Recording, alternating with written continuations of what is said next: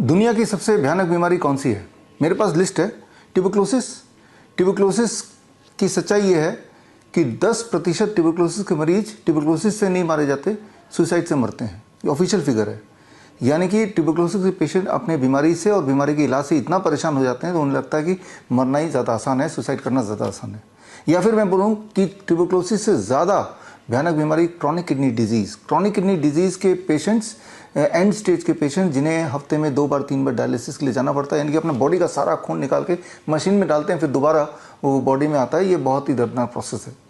और chronic kidney disease के अगर पेशेंट से पूछें, सिर्फ पेशेंट सफ़र नहीं करता, पूरा परिवार सफ़र करता है। तो मान लें हम कि chronic kidney disease should be called as the most dangerous disease. लेकिन अगर हम बात करें कैंसर की, तो कैंसर के पेशेंट को आपने देखा है जो भयंकर तरह से, उनके मान लो ओरल कैंसर है, घाव ऐसे होते हैं जिसमें खून टपकता है और लिटरली कीड़े घूमते रहते हैं और वो भी गिर रहे होते हैं और बहुत ज़्यादा पेन में तड़पते हैं, कमज़ोर हो जाते हैं, वीक हो जाते हैं, वेट घट जाता है। तो हम मान लें कि नहीं, कैंसर सबसे ज़्यादा डेंजरस भयानक बीमारी बोल सकते हैं। या फिर हम बोलें ऑटिज़म की बात कर लें। छोटा बच्चा अभी 2-3 साल का है, ऑटिज़म डिटेक्ट हो गया, यानी कि ज़िंदगी भर वो ऑटिज़म का पेशेंट बना रहेगा। यानी कि उसे आम भाषा में कोई पागल बोल सकता है, मंदबुद्धि बोल सकता है, यानी कि he will be dependent on somebody else for rest of the life. तो क्यों ना हम ऑटिज़म को सबसे भयानक बीमारी बोल लें। या फिर हम इनफर्टिलिटी की बात कर लेते हैं। इनफर्टिलिटी जो सोशल स्टिग्मा से जुड़ा हुआ भी है, इरेक्टाइल डिसफंक्शन, इनफर्टिलिटी। या फिर गैंग्रीन की बात कर लें। गैंग्रीन यानी कि जिसमें पैरों के उंगलियां सड़ने लगती हैं, आंखों के सामने गलने लगती है, जैसे मोमबत्ती पिघलता है, उसी तरह से। कौन सी बीमारी ज़्यादा भयानक है? मेरे हिसाब से ज़्यादा भयानक बीमारी है अज्ञानता। वो इसलिए क्योंकि अधिकतर लोगों को पता ही नहीं कि ये सारी बीमारियां ठीक हो सकती हैं, लेकिन जिस तरह से आप इलाज कराते हैं उससे ठीक नहीं हो सकता, ना ही किसी का ठीक हुआ है। क्या डायलिसिस से कभी क्रॉनिक किडनी डिजीज ठीक हुआ है? क्या कीमोथेरेपी से कभी कैंसर ठीक हुआ है? क्या कोई ऐसा पेशेंट को जानते हैं ऑटिज्म का जो अब पूरी तरह से ठीक है या आधा अधूरा भी ठीक है? या कोई ऐसा पेशेंट जानते हैं जो पहले इनफर्टाइल था, फर्टिलिटी आ गई है, पहले इरेक्टाइल डिसफंक्शन था, वो ठीक हो गया है? जो मेथड आप यूज़ करते हैं, जो कन्वेंशनल एलोपैथिक ट्रीटमेंट आप यूज़ करते हैं, उसमें कोई इलाज नहीं है। दैट इज़ अज्ञानता। तो करना क्या होगा? मेरे पेशेंट ठीक होते हैं, डॉक्टर BRC के प्रोटोकॉल जो फॉलो करते हैं वो घर पे रह के ही ठीक होते हैं, और इतनी भयानक दिखने वाली बीमारी का आसान से आसान इलाज अवेलेबल है, वो भी एविडेंस बेस्ड।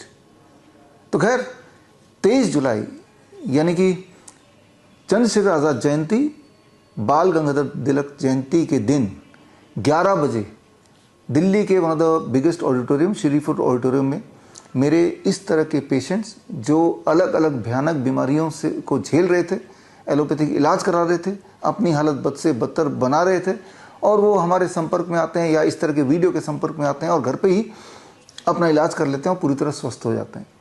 तो ऐसे पेशेंट्स आपसे मिलने आ रहे हैं। आप में से बहुत लोग अक्सर पूछते हैं कि क्या आपके पास ऐसे पेशेंट हैं जिनकी डायलिसिस छूट गई? कैसे पेशेंट हैं जिनका कैंसर ठीक हो गया? कैसे पेशेंट हैं जिनका ऑटिज्म ठीक हो गया? कैसे पेशेंट हैं जिनका गैंग्रीन ठीक हो गया? कैसे पेशेंट हैं जिनकी ट्यूबरक्लोसिस ठीक हो गया, हार्ट का डिजीज ठीक हो गया, डायबिटीज़ चली गई, BP चली गई? तो खैर, उसका जवाब अब आपको मिलने वाला है। ऐसे पेशेंट हैं और ऐसे पेशेंट से आप चाहें तो डायरेक्टली मिल सकते हैं।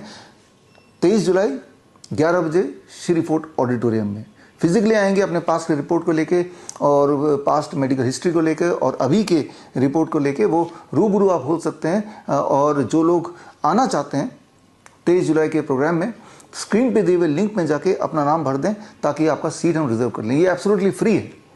और इस प्रोग्राम में ये ना केवल वो पेशेंट आपसे मिलेंगे, बल्कि उन्होंने क्या किया, कैसे अपने आप को बीमारी के जाल से बाहर निकाला और दवाइयों के जाल से बाहर निकाला, वो अपनी कहानी भी बताएंगे। और मैं खास ट्रेनिंग, एडवांस ट्रेनिंग आपको दूंगा, जिसके माध्यम से घर बैठे ही आप भी ऐसा कुछ करके अपने आप को बीमारी से, दवाइयों से और डॉक्टरों से आज़ाद कर सकते हैं। जो लोग आ नहीं सकते तो घर बैठे ही आप मुझसे जुड़ सकते हैं लाइव www.coronakal.tv में 11 बजे आप जुड़ जाइए, तो ये ट्रेनिंग घर बैठ के भी ली जा सकती है। इस ट्रेनिंग में अगर आप फिजिकली आना चाहते हैं तो रजिस्ट्रेशन आवश्यक है। स्क्रीन पे दिए हुए लिंक में जाकर रजिस्ट्रेशन करना ज़रूरी है, नहीं तो number of seats are limited. 2000 seats हैं, कहीं ऐसा ना हो कि आपको सीट्स ही ना मिले। और इस ट्रेनिंग में जब आएंगे तो जब वापस जाएंगे तो आपको 500 पेज का एक रेफरेंस बुक मैं आपको दूंगा, that is free, everything is free. और उस बुक का मकसद ये है कि जो भी आपने ट्रेनिंग में सीखा और जो भी आप घर में करना चाहते हैं उसके सारे इंस्ट्रक्शन, क्यों करना है, क्या नहीं करना है, डायग्नोस्टिक कैसे करना और किन डायग्नोस्टिक पर भरोसा करना है, किस पे नहीं, ये छोटी छोटी इंपॉर्टेंट बातें जिनका जानना समझना आपके लिए ज़रूरी है। After all it is a matter of your life and death. तो खैर, हम मिलेंगे 23 जुलाई सुबह 11 बजे श्री फोर्ट ऑडिटोरियम में, या फिर ऑनलाइन हम जुड़ेंगे। All the best, thank you, जय हिंद। बड़ी से बड़ी बीमारी का आसान से आसान इलाज घर बैठे ही हो सकता है। अधिक जानकारी के लिए कांटेक्ट करें nearest doctor BRC clinic @home।